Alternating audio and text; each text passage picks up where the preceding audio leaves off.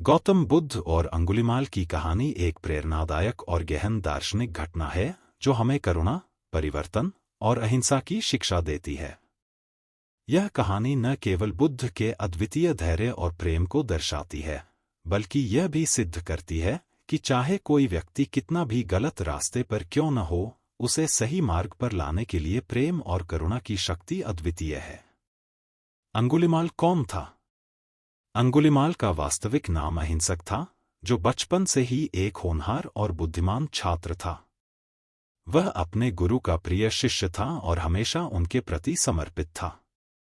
लेकिन उसकी सफलता और गुरु की प्रशंसा ने अन्य शिष्यों में ईर्ष्या उत्पन्न कर दी। एक दिन शत्रुता की भावना से प्रेरित होकर अन्य शिष्यों ने अंगुलिमाल के गुरु के कान भर दिए कि अहिंसक गुरु के खिलाफ साजिश रच रहा है। गुरु ने इस झूठ को सच मान लिया और अहिंसक को मारने की योजना बनाई। लेकिन वे उसे सीधे मार नहीं सकते थे, इसलिए उन्होंने उसे एक घातक कार्य सौंपा। गुरु ने कहा कि अगर वह उन्हें प्रसन्न करना चाहता है तो उसे 1000 लोगों की उंगलियां काटकर लानी होंगी।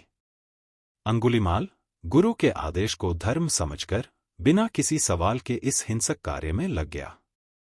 धीरे धीरे अहिंसक एक खतरनाक डाकू बन गया, जिसे लोग अंगुलिमाल के नाम से जानने लगे क्योंकि वह हर व्यक्ति की उंगली काटकर उसे अपने गले में माला की तरह पहनता था। वह क्रूरता और हिंसा का प्रतीक बन गया, जिससे लोग उससे भयभीत रहते थे। गौतम बुद्ध और अंगुलिमाल का सामना। जब अंगुलिमाल ने 999 लोगों की उंगलियां काट ली और केवल एक और व्यक्ति की आवश्यकता थी, तभी गौतम बुद्ध उसके मार्ग में आए। बुद्ध को पहले से ही पता था कि अंगुलिमाल कितना हिंसक और क्रूर हो चुका है, लेकिन फिर भी उन्होंने उससे मिलने और उसे सही मार्ग दिखाने का निर्णय लिया। जब बुद्ध अंगुलिमाल के सामने आए तो अंगुलिमाल ने उन्हें देखा और जैसे ही उन्हें मारने के लिए दौड़ा, कुछ अद्भुत घटित हुआ। बुद्ध सामान्य गति से चलते रहे, जबकि अंगुलिमाल पूरी शक्ति से उनकी ओर भागा, लेकिन बुद्ध तक पहुंच ही नहीं पाया। अंगुलिमाल ने हैरान होकर बुद्ध से कहा, ठहरो, सन्यासी। इस पर बुद्ध ने उत्तर दिया, मैं तो पहले से ही ठहरा हुआ हूं, अंगुलिमाल। तुम ठहरे हुए कब होगे? बुद्ध के इस उत्तर ने अंगुलिमाल के भीतर एक गहरी हलचल मचाई। उसने पूछा, आपका क्या मतलब है? आप तो चल रहे हैं, फिर भी कहते हैं कि ठहरे हुए हैं। बुद्ध ने जवाब दिया, मैं अहिंसा के मार्ग पर हूं। मैंने सभी तरह की हिंसा, क्रूरता और अनाचार को पीछे छोड़ दिया है। लेकिन तुम, जो हिंसा और हत्या के मार्ग पर हो, अभी भी भाग रहे हो। अंगुलिमाल का हृदय परिवर्तन।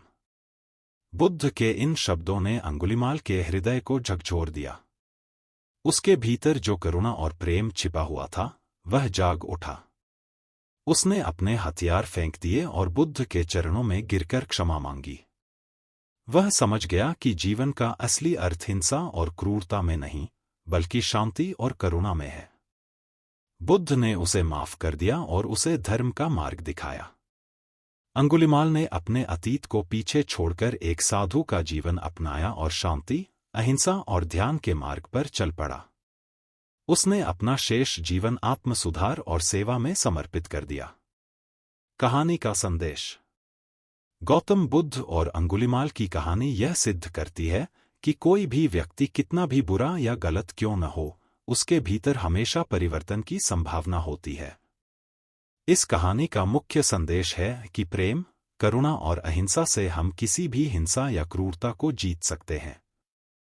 यह कहानी हमें यह भी सिखाती है कि किसी भी व्यक्ति को उसके अतीत के आधार पर नहीं आंका जाना चाहिए, क्योंकि हर किसी के भीतर अच्छाई की बीज छिपा होता है, जो सही मार्गदर्शन और करुणा से खिल सकता है।